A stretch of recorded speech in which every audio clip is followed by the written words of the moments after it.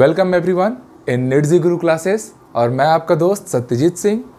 आज हम लोग बच्चों क्लास 9 साइंस केमिस्ट्री का पहला चैप्टर आज स्टार्ट करेंगे। अच्छा, एक मिथ फैला हुआ है कि केमिस्ट्री जो है वो थोड़ा सा लैक ऑफ इंटरेस्ट का जोन माना जाता है, बट एक्चुअल में ये ऐसा कुछ नहीं है। केमिस्ट्री हाईली इंटरेस्टिंग और बहुत कम समय में कंप्लीट होता है, एज वेल एज उसमें स्कोरिंग बहुत आसान होती है। तो अगर आपको अपनी स्कूल एग्ज़ाम्स में या अलग एग्ज़ाम्स में अगर अच्छे स्कोर करने हैं तो केमिस्ट्री का पूरा हमारा वीडियोस देखिए। और एक चीज़ और मैं आपको बताना चाहूँगा कि ये जैसा हमारा चैनल का नाम है निडजी गुरु, तो ये हम लोग चैनल इसीलिए कंटिन्यू कर रहे हैं या वीडियोस इसमें डाल रहे हैं कि हम वो बच्चे जिन लोग अभी क्लास 9 से ही मतलब छोटी उम्र में ही बड़े सपने देखना चाहते हैं, जैसे वो बच्चे जो नीट के लिए, जेई के लिए, एनटीएससी के लिए, केबीपीवाई के लिए, national science olympiad, Australian chemistry olympiad, KVPY और जो आरएमओ जैसे एग्ज़ाम्स हैं, जो बच्चे उनके लिए एम्बिशियस हैं, तो this is the best platform. यहाँ हम अपने चैनल में हर एक चैप्टर के इंडिविजुअल टॉपिक पे बच्चों वीडियो बना रहे हैं। देखिए, हम किसी से कंपेयर नहीं करेंगे, कंपेयर करने का काम आपका है, पर हम इतना बता रहे हैं कि एक एक टॉपिक पूरा चैप्टर 1 घंटे में हम नहीं ख़त्म कर रहे हैं, इसलिए थोड़ा लेंथ बढ़ जाता है वीडियो का, क्योंकि एक एक इंडिविजुअल टॉपिक पे वीडियो बनाना, क्वेश्चन डिलीवर करना, ऑब्जेक्टिव क्वेश्चंस कराना और रिटन नोट्स प्रोवाइड करना, मतलब हर वो चीज़ जो आपके लिए ज़रूरी होगी हमारे चैनल पे, उस सारी चीज़ों को हम अवेलेबल कराएंगे। तो जो बच्चे पढ़ाई के लिए काफ़ी एम्बिशियस हैं, एग्रेसिव हैं, तो बच्चे आप हमसे जुड़े रहिए, हम मिल के काम करेंगे। और अगर आपको वीडियोस पसंद आ रहे हैं तो पहले तो अभी इस चैनल को आप सब्सक्राइब कर दो और अंत तक वीडियो देखो। पसंद आए तो लाइक भी ज़रूर करना और अपने फ्रेंड्स को भी बताना। अब नेक्स्ट डियर स्टूडेंट, हम पहले अपने चैप्टर में, जो चैप्टर का नाम है मैटर, तो पहले ये सीखते हैं कि व्हाट इज़ मैटर। तो मैटर के लिए हमने डेफिनेशन पहले से लिखा है कि matter may be defined as anything that occupies space. Space occupy means volume, okay, and possesses mass and can be felt by any one or more of the our 5 senses. मतलब हर वो चीज़ जो मास exist, जिसके पास मास हो और जो space occupy करे, चाहे वो हमें दिखे या ना दिखे, वो सारी चीज़ें क्या है? मैटर। तो यूनिवर्स की हर एक चीज़ मैटर के अंदर क्लासिफाइड होती है। और ये मैटर हम अपने जो 5 सेंसेस हैं उनके थ्रू हम कभी उनको देख सकते हैं, सुन सकते हैं, स्मेल कर सकते हैं। तो ये हर वो चीज़ जो हम देखें, सुने, समझें, स्मेल करें या हमें कई बार नहीं भी दिखाई दे, जिनके पास मास हो और जो स्पेस ऑक्यूपाई करे, दे ऑल आर मैटर। अब चलिए नेक्स्ट हम आएंगे। नेक्स्ट अब हम आ जाते हैं फिजिकल नेचर ऑफ मैटर।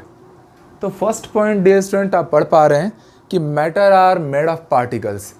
देखो, हर वो चीज़ जो हमें दिखाई दे ना दे, जो यूनिवर्स में एग्जिस्ट करती है, वो मैटर है।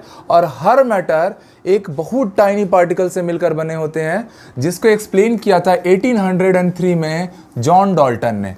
जॉन डाल्टन के बारे में जान लीजिए कि जॉन डाल्टन एक बहुत फेमस केमिस्ट रहे हैं। इनको हम लोग फादर ऑफ एटॉमिक स्ट्रक्चर के नाम से भी जानते हैं।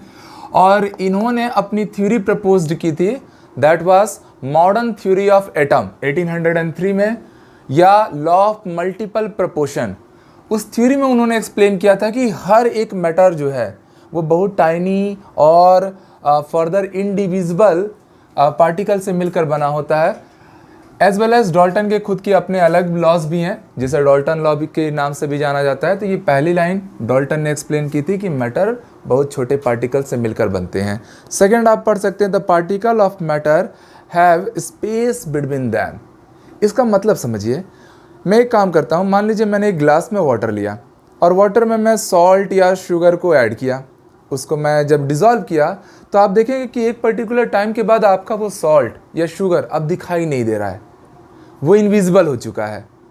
तो ये मैटर का वो प्रॉपर्टी है जो ये एक्सप्लेन कर रहा है कि हर मैटर, जैसे लिक्विड अपने आप में क्या था, एक मैटर थे, तो उसके मैटर के मॉलिक्यूल्स के बीच में कुछ ना कुछ स्पेस था जिसमें सॉल्ट के पार्टिकल या शुगर के पार्टिकल जाके उस स्पेस को ऑक्यूपाई किए, इसीलिए थोड़े समय बाद वो गायब हो गए।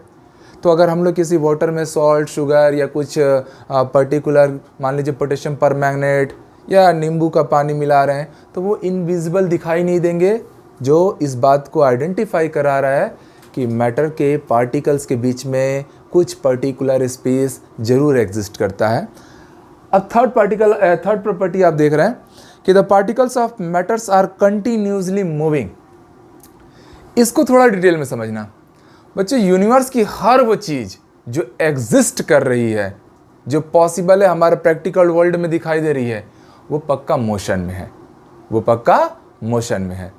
फॉर एग्जाम्पल, जैसे आपको क्या दिखता है कि सॉलिड है, सॉलिड भी एटम से मिलकर बना होगा और सॉलिड के पार्टिकल्स मूव नहीं कर रहे हैं। हम सोचते हैं सॉलिड के पार्टिकल्स अपनी जगह पे जमे हुए हैं, मूव नहीं कर रहे हैं, पर ऐसा मिथ है ये एक।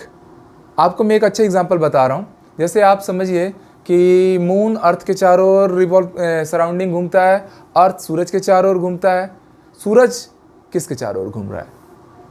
बहुत लोग के दिमाग में ये आता है कि नहीं सर, सन तो पूरे जो हमारा सोलर सिस्टम है उसके सेंटर पे है और वो अपनी जगह पे रेस्ट में है। तो बच्चों, अगर सन रेस्ट में होता तो आप समझिए हबल्स का आपने लॉ पढ़ा है कि पूरे यूनिवर्स का कंटिन्यूसली एक्सपेंशन हो रहा है। और अगर यूनिवर्स का एक्सपेंशन हो रहा है तो आज तक कोई ना कोई बड़ा प्लैनेटरी बॉडी या कोई दूसरा स्टार सन से आके टकरा जरूर गया होगा। पर पिछले कई करोड़, कई मिलियन, बिलियंस ईयर से सन अगर अपने आप को एग्जिस्ट करा रहा है, दैट मीन्स कि सन भी मोशन में है, वो भी एक्सपैंड हो रहा है, वो भी बढ़ते जा रहा है, इसलिए वो किसी प्लैनेटरी बॉडी से कोलाइड नहीं कर रहा है। तो यूनिवर्स की हर वो चीज़ जो एग्जिस्ट कर रही है, प्रैक्टिकली पॉसिबल है, वो मोशन में है। तो ऐसे ही अगर सॉलिड भी, जैसे गोल्ड, सोडियम, सिल्वर, ये सब अगर एग्जिस्ट कर रहा है तो बच्चों आप समझिए कि इनके पार्टिकल्स मोशन में हैं। सॉलिड के पार्टिकल अपनी जगह छोड़ के नहीं जाते हैं, बट अपनी मीन पोजीशन के ही दोनों ओर, चारों ओर मूव करते रहते हैं, वाइब्रेट होते रहते हैं। बिना मोशन के किसी का भी एग्जिस्टेंस पॉसिबल नहीं है। और अगर सॉलिड के पार्टिकल अपनी जगह पे मोशन कर रहे हैं, जगह छोड़ के नहीं जा रहे, मेन पोजीशन के दोनों ओर मूव करते रह रहे हैं, मोशन कर रहे हैं, वाइब्रेट कर रहे हैं, तो लिक्विड और गैस के पार्टिकल तो आपको पता ही है मूव करते ही है। और अगर मोशन की आएगी, सबसे स्पीड किसका मोशन है, तो बच्चों सबसे ज़्यादा किस में मोशन होता है? गैस के पार्टिकल में, देन लिक्विड में, देन सॉलिड में। तो ये चीज़ें हैं। गैस के पार्टिकल रैंडमली मूव करते रहते हैं, लिक्विड के एक पर्टिकुलर उनका कोई फिक्स्ड शेप साइज़ नहीं होता है, बाकी सॉलिड का तो शेप साइज़ भी फिक्स रहेगा, वॉल्यूम भी फिक्स रहेगा। हम इनकी प्रॉपर्टीज़ को इंडिविजुअल आज कवर करेंगे इसी वीडियो में, ठीक है। चलिए नेक्स्ट पॉइंट आप देख लीजिए, characteristics number 4, the particle of matter are very small. अब इस पॉइंट को समझिए। गैस एक मैटर का पार्ट है, मतलब स्टेट ऑफ मैटर है, और हमको दिखाई नहीं देता। हमारे आसपास के एटमॉस्फेयर में ही कितनी सारे टाइप की गैसेज हैं, ऑक्सीजन है, हाइड्रोजन है, नाइट्रोजन है, पर वो दिखाई दे रही हैं क्या? नहीं। क्यों? क्योंकि जो एटम्स हैं, जो पार्टिकल्स हैं, एटम्स हैं दोस्तों, जो एटम का साइज होता है, तो एटम का साइज नियर अबाउट 10⁻⁻10 मीटर, या जिसको हम लोग 1 एंगस्ट्रॉम भी बोलते हैं। नील आर्मस्ट्रांग फर्स्ट पर्सन जो चांद पर गए थे, ठीक है, 1969 में। तो नील आर्मस्ट्रांग के नाम पे इस यूनिट का नाम रखा गया। ये होता है एटम का साइज। और जो ह्यूमन विजिबिलिटी रेंज है, जो हमारे ह्यूमन की विजिबिलिटी का जो रेंज है डियर स्टूडेंट, वो रहता है 10⁻⁻6 मीटर। मतलब 10⁻⁻6 मीटर से छोटी चीजें हमको विजिबल नहीं होंगी। वहीं गैस के पार्टिकल का साइज क्या है? 10⁻⁻10 मीटर, मतलब हमारे विजिबिलिटी रेंज से भी 10,000 टाइम्स स्मॉलर। तो इसलिए आपको बोला गया है कि the particle of matters are very small, और कई बार तो ये हमको दिखाई ही नहीं देते हैं। चलिए अब नेक्स्ट आ जाइए हमारे 5th प्रॉपर्टी पे। बोला the particle of matter are attract each other. तो बच्चों हमने पहले ही देखा, मैटर वो सब्सटेंसेज हैं जो स्पेस ऑक्यूपाई करते हैं और जिनके पास मास होता है। मासलेस यूनिवर्स की कोई चीज़ नहीं है। ऐसे तो हम लोग फोटोन को, हम लोग उनका रेस्ट मास 0 ले लेते हैं, बट जब फोटोन भी मोशन में आता है तो उसका भी मास हम 0 कंसिडर नहीं कर सकते। और जिसके पास बच्चों मास है उसके पास अट्रैक्शन फोर्स होगा। तो जो मैटर के पार्टिकल्स हैं उनके पास मास है, दैट मीन्स कि वो एक दूसरे को अट्रैक्ट करेंगे। इसीलिए वाटर के सरफेस पे सरफेस टेंशन बनता है। आप अगर बहुत ऊंचे से कूदेंगे तो वाटर का सरफेस भी as a solid surface pretend करेगा। क्यों? क्योंकि उनके मॉलिक्यूल्स एक दूसरे से क्या है, अट्रैक्ट हो रहे हैं। ठीक है, तो ये थे हमारे मैटर के कैरेक्टरिस्टिक्स। अब चलिए, अब हम आगे और बढ़ते हैं। चलिए, तो हमने मैटर जाना, मैटर की प्रॉपर्टीज जानी। अब चलिए हम ये देखते हैं कि what are the classification of matter. Matter को कितने पार्ट में क्लासिफाइड किया जा सकता है। तो ये आप स्लाइड देख सकते हैं, और यही हमारा चैप्टर नंबर 1 है बच्चों। चैप्टर नंबर 1 में जो आपको दिख रहा है उनके बारे में डिटेल में आपको पढ़ाई करनी है। यही है चैप्टर नंबर 1 हमारा साइंस का। तो इसमें आप क्लासिफिकेशन देख सकते हैं। तो याद रखिए, जनरली हम सोचते हैं कि matter are classified in 3 types, solid, liquid and gas. But ऐसा नहीं है, ऐसा कतई नहीं है। मैटर्स के जनरली हम 5 स्टेट मानते हैं। फर्स्ट इज सॉलिड, और सॉलिड में भी 2 टाइप के सॉलिड होंगे बच्चों। आप देख सकते हैं, क्रिस्टलाइन सॉलिड मतलब pure solid, gold, silver, platinum, sodium, calcium, they are the pure solid, crystalline solid. दूसरा आता है amorphous solid. Amorphous solid means ऐसे सॉलिड, आपको पता है सॉलिड मोशन नहीं करता, उसके पार्टिकल मूव नहीं कर सकते। बट एमॉर्फस सॉलिड का मतलब होता है इम्प्योर सॉलिड, मतलब ऐसे सॉलिड ना जो थोड़ा बहुत मोशन कर सकते हैं। लाइक जेली, जेली को आप धूप में रखेंगे, देखेंगे कि वो पूरी तरह से स्प्रेड हो जाएगा, तो है वो सॉलिड ही, लिक्विड तो बोलोगे नहीं उसको। तो इस टाइप के सॉलिड को हम नाम देते हैं एमॉर्फस सॉलिड। दूसरा है हमारा जो state of matter, that is liquid state, फिर गैसियस स्टेट। फोर्थ स्टेट है प्लाज्मा। बच्चों, प्लाज्मा एक नया वर्ड हो सकता है, तो आप उसको समझिए कि प्लाज्मा का मतलब, प्लाज्मा स्टेट में ऐसे पार्टिकल आते हैं जो हाईली एनर्जेटिक होते हैं और जो बहुत हाई टेम्परेचर और हाई प्रेशर पे एग्जिस्ट करें।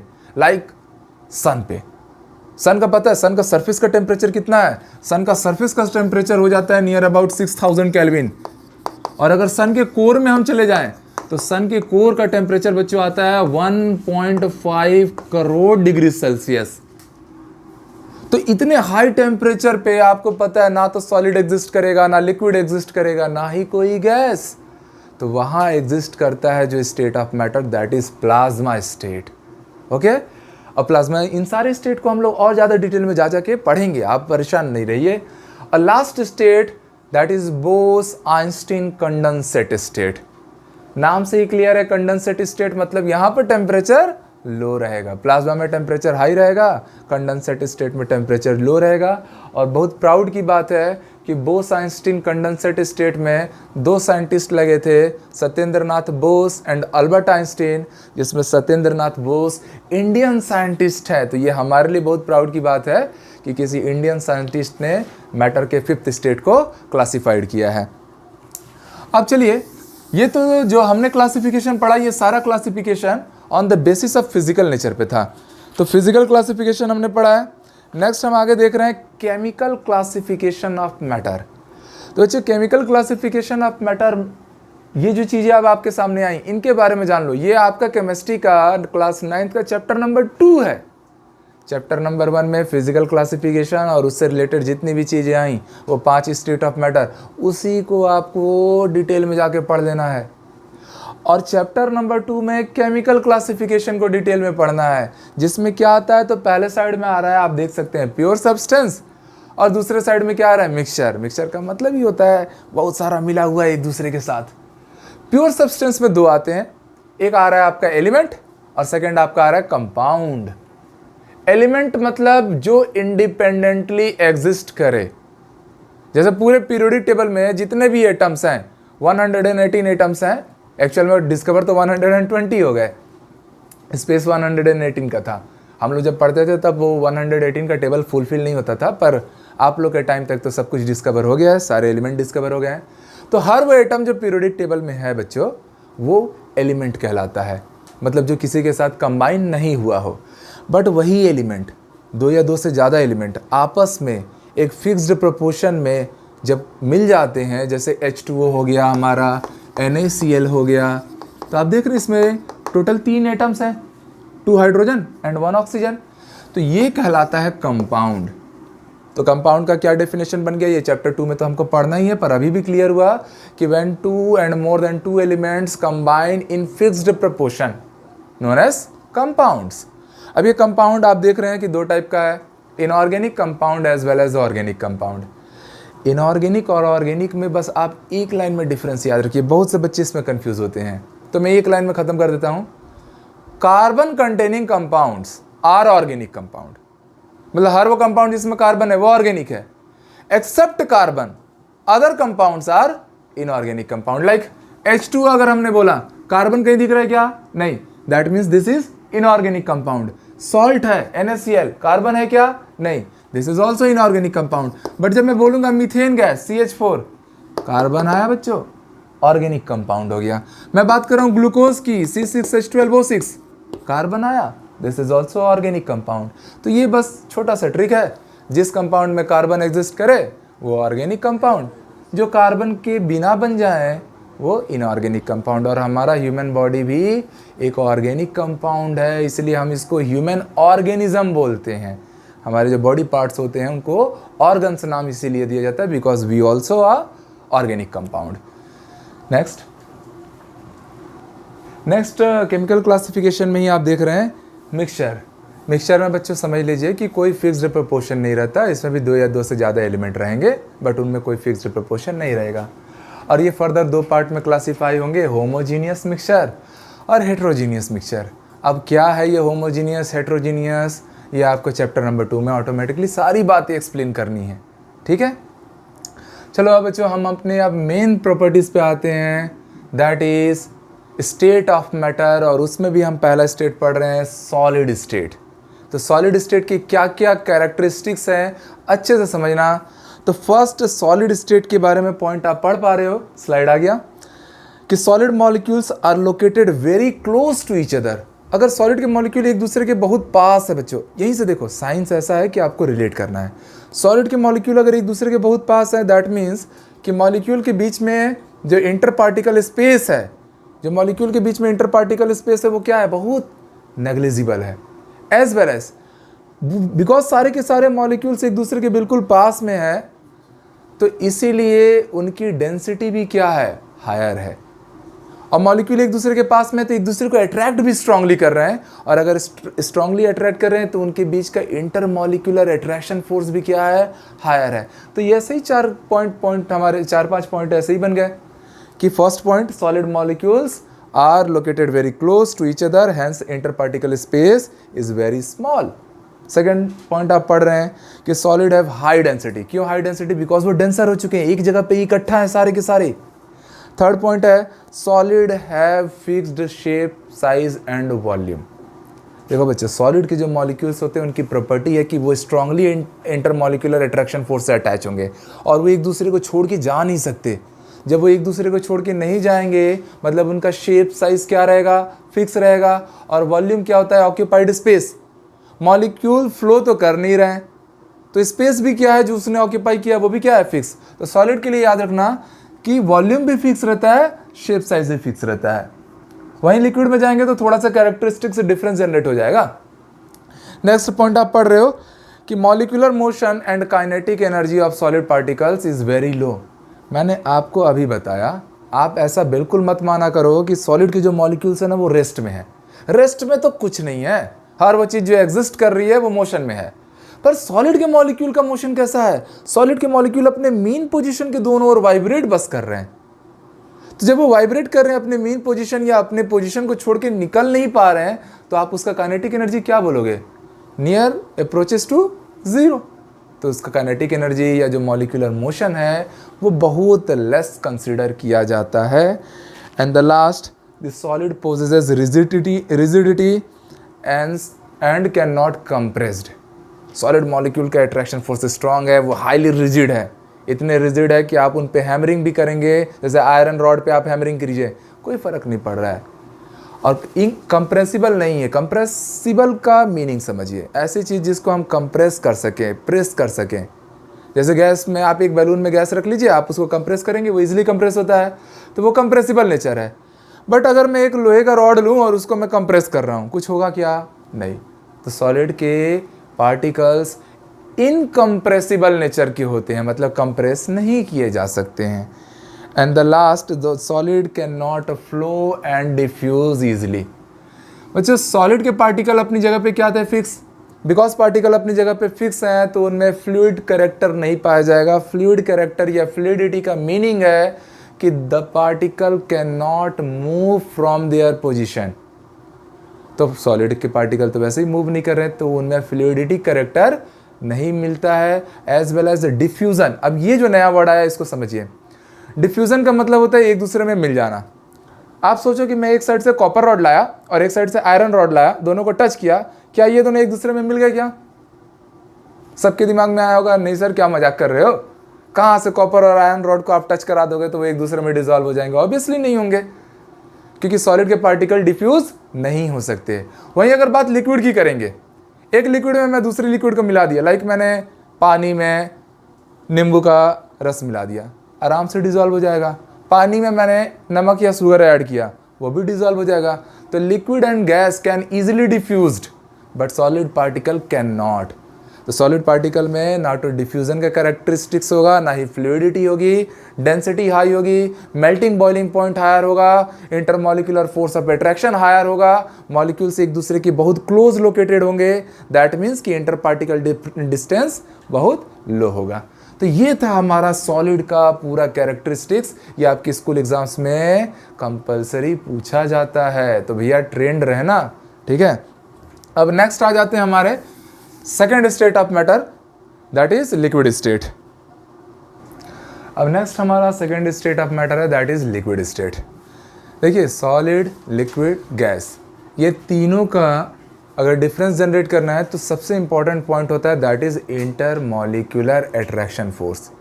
सॉलिड में ये इंटरमॉलिक्यूलर अट्रैक्शन फोर्स क्या है, मैक्सिमम है, बट लिक्विड में कंपेयर टू सॉलिड वीकर होता है और गैस के कंपेयर में स्ट्रॉन्गर होता है। तो बच्चों अगर ये इंटरमॉलिक्यूलर अट्रैक्शन फोर्स सॉलिड के कंपेयर में वीकर है, इसका मतलब कि उसके जो मॉलिक्यूल्स हैं वो मूव कर सकते हैं, मतलब उसमें क्या होगा, फ्लूइड कैरेक्टर आ जाएगा। आप बस एक शॉर्ट एनालिसिस कीजिए, साइंस यही है कि हम सोच सोच की चीज़ों को पढ़ पाएँ। थर्ड आप देखिए कि अगर मॉलिक्यूल्स मूव कर रहे हैं तो उनकी kinetic energy of molecules as compare to solid little bit higher होगी। थर्ड, अगर मॉलिक्यूल्स मूव कर पा रहे हैं तो उनके बीच का जो स्पेस है, इंटरमॉलिक्यूलर जो स्पेस था, वो कंटिन्यूसली इंक्रीज कर रहा है। तो ऐसे ही 3-4 पॉइंट बन गए, तो आप पढ़ पाएंगे। पहला पॉइंट चलिए आप पढ़ते हैं, intermolecular force of attraction between the liquid molecules is weak. Clear हुई लाइन है। सेकेंड है, लिक्विड है fixed volume but no fixed shape. मैंने अभी बोला कि जो लिक्विड के पार्टिकल्स हैं वो मूव कर सकते हैं, उनमें फ्लूइड कैरेक्टर है। तो बच्चों जब वो मूव कर रहे हैं तो वो अपना शेप साइज कंटिन्यूसली चेंज कर रहे हैं, बट वॉल्यूम चेंज नहीं करेंगे। फॉर एग्जांपल, अगर आप लिक्विड को एक ग्लास में रखेंगे तो वो ग्लास का वॉल्यूम, ग्लास का शेप ऑक्यूपाई कर लेगा। अगर मैं उसको एक स्फेरिकल बॉल में रखूँगा, कटोरे में रखूँगा, तो उसका शेप साइज ऑक्यूपाई कर लेगा। तो इसका शेप क्या हो रहा है, कंटिन्यूसली चेंज हो रहा है, बट वॉल्यूम वेजल के वॉल्यूम के इक्वल माना जाता है। तो ये बात हमेशा याद रखना कि सॉलिड में वॉल्यूम भी फिक्स रहता है, शेप साइज भी फिक्स रहता है। लिक्विड पार्टिकल्स में वॉल्यूम फिक्स रहेगा बट शेप और साइज कंटेनर या वेजल के हिसाब से कंटिन्यूसली डिफर करते जाएगा। थर्ड प्रॉपर्टी आप पढ़ रहे हैं, the liquid can not compressed much. मतलब आप समझिए, आप पानी में छपाक छपाक करते हैं तो आप देखते हैं कि आप पूरे पानी को कंप्रेस नहीं कर सकते। लिटिल बिट कंप्रेशन हो सकता है क्योंकि मॉलिक्यूलर फोर्स क्या है, अब वीक हो चुका है, तो लिटिल बिट कंप्रेशन होगा, बट एकदम हाईली कंप्रेस हो जाए लिक्विड, ऐसा पॉसिबल नहीं है। The next point is kinetic energy little bit higher रहेगी, फ्लो कर सकेंगे। और लिक्विड शो फ्लूइड नेचर, पहले ही एक्सप्लेन कर चुका, मॉलिक्यूल मूव कर रहे हैं तो फ्लूइड कैरेक्टर है। और डेंसिटी की अगर बात की जाएगी तो लिक्विड की डेंसिटी जनरली सॉलिड से क्या आएगी, कम आएगी, बिकॉज इंटरमॉलिक्यूलर फोर्स भी क्या है या इंटरपार्टिकल डिस्टेंस क्या है, कम है। नहीं, इंटरपार्टिकल डिस्टेंस ज़्यादा है, फोर्स कम है। और लास्ट में कि लिक्विड के जो मॉलिक्यूल्स हैं वो डिफ्यूज़न कैरेक्टर रिप्रेजेंट करेंगे। जैसे आप मान लीजिए आपने एक गिलास में पानी लिया, डिफ्यूज़न में समझिए कि लिक्विड किस किस को डिफ्यूज़ कर सकता है। अगर मैं लिक्विड में सॉलिड डिज़ोल्व करूँ, डिफ्यूज़न होगा क्या, होगा।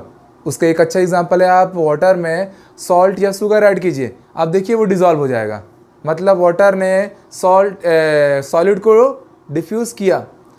आप वाटर में कोई दूसरा नींबू का रस डाल दीजिए, सिट्रिक एसिड जिसमें रहता है, वो भी डिजॉल्व होगा, means liquid also dissolves liquid. और अगर वाटर में किसी गैस को डिजॉल्व होता है कि नहीं होता है, तो वो भी होता है, जिसका एक बहुत अच्छा एग्जांपल अगर आप देखोगे तो 1984 में जो भोपाल गैस त्रासदी हुई थी, उसमें आप अगर अच्छे से पढ़ेंगे तो जहाँ पर गैस लीक हुआ था उस सिटी के सारे लोगों की डेथ हो गई थी ऑलमोस्ट, बट एक बीच में से नदी गई थी और नदी के उस पार के लोग बच पाए थे, बिकॉज वाटर ने क्या किया था, उस poisonous gas Maithil isocyanide gas leakage हुआ था, उसको एब्जॉर्ब कर लिया था।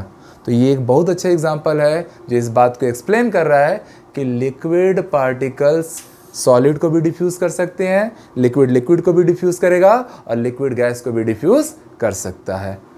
अब चलिए हम अपने थर्ड स्टेट ऑफ मैटर पे आते हैं, दैट इज गैसियस स्टेट। तो देखो सॉलिड और लिक्विड, मुझे नहीं लगता कि अब आपको इससे रिलेटेड एक भी डाउट बचा हो।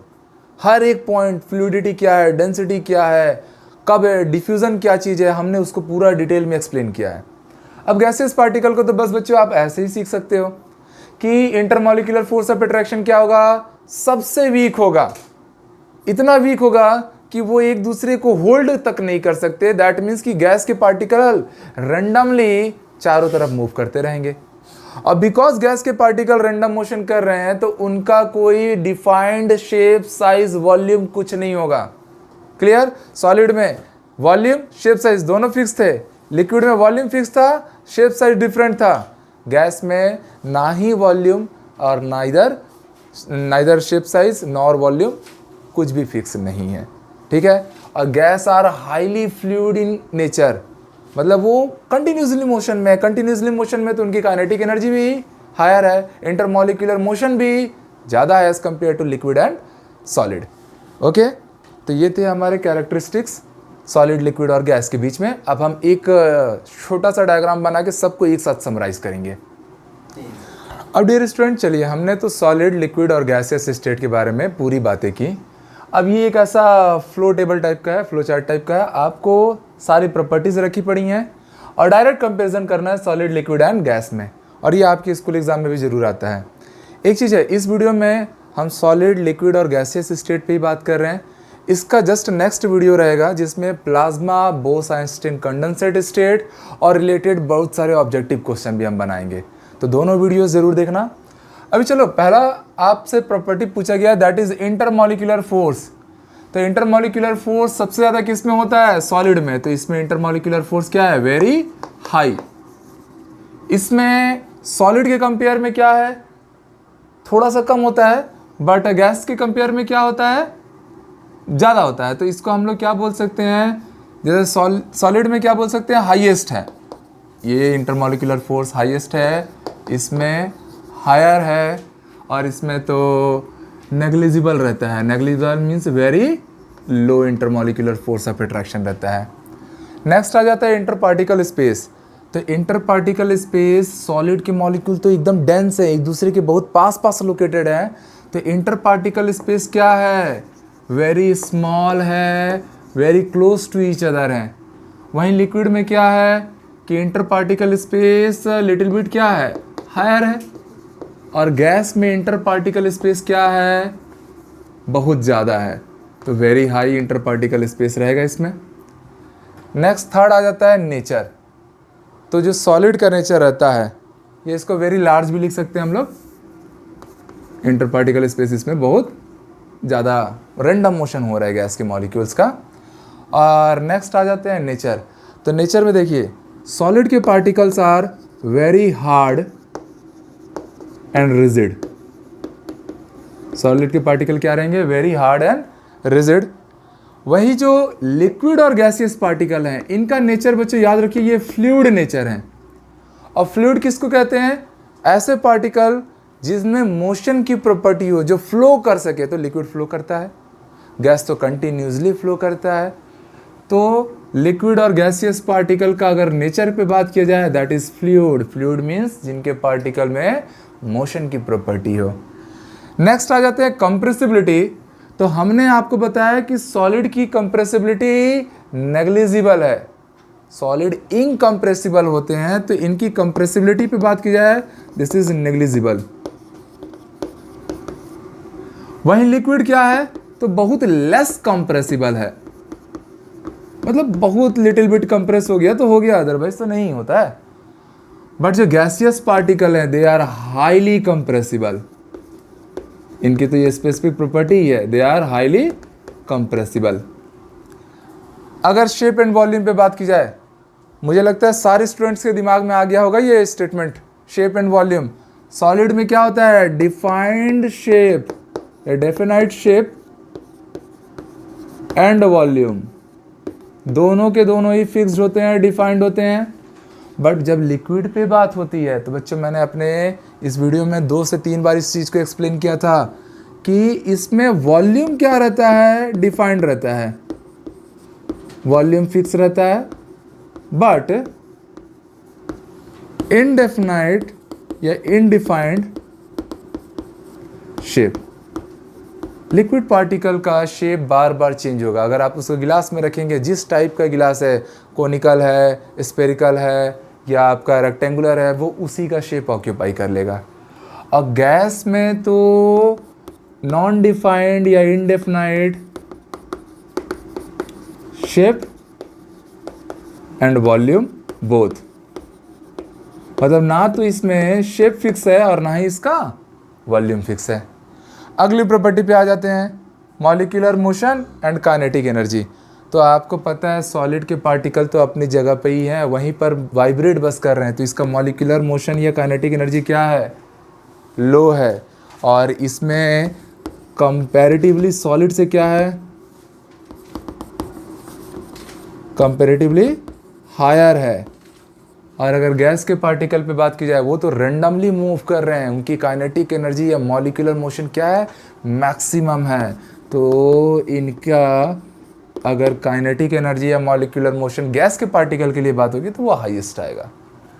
और लास्ट में डिफ्यूज़न, तो हमने पहले ही भी बताया था कि सॉलिड से डायरेक्टली डिफ्यूज़ नहीं होता, मतलब अगर बात होगी डिफ्यूज़न की तो ये क्या हो जाएगा, नेग्लिजिबल। बट लिक्विड डिफ्यूज़ हो सकता है, बट जो डिफ्यूज़न भी होगा वो क्या होगा, स्लो टाइप का डिफ्यूज़न होगा, और जो नेग्लिजिबल।